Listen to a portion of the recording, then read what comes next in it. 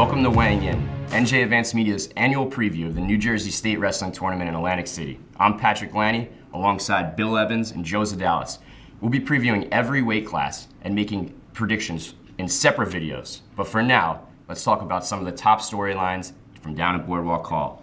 The first thing, guys, everyone's thoughts and prayers have been with Brandon Green, a former state champion who's had an unfortunate setback, Bill. Yeah, Paulsboro's Brandon Green, 170-pound state champ as a junior last year, was undefeated this year, going for back-to-back, and had a condition where he needed to have a defibrillator placed and surgery right before the team states.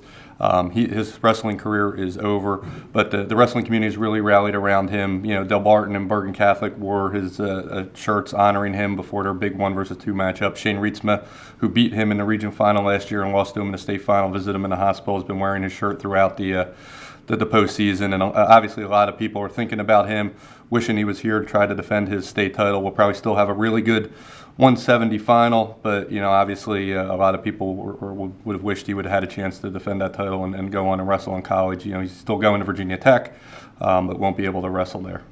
And obviously our thoughts and prayers are with Brandon, the wrestling community in Paulsboro, and the next biggest topic we thought coming in was the success of Delbarton this season. Their climb to #1 has been a story we've covered relentlessly throughout the season. Obviously, they're a team coming in off a historic performance at Regions, and the question a lot of people want to know, how many guys are going to be on the podium from the Green Wave? How many state champs? It could be a lot. And speaking of a guy that's going to win a lot, John Poznanski of Colonia, one of the overwhelming favorites in this tournament, Joe. I think the most overwhelming favorite in really what is a wide open and a very interesting tournament. I mean, Poznanski is the block of granite from Colonia High School.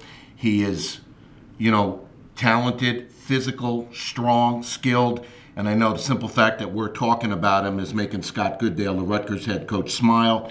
I don't think it matters who gets in with Poznanski. I think he has both a style and a mindset that is going to overcome any obstacle put in front of him, Pat.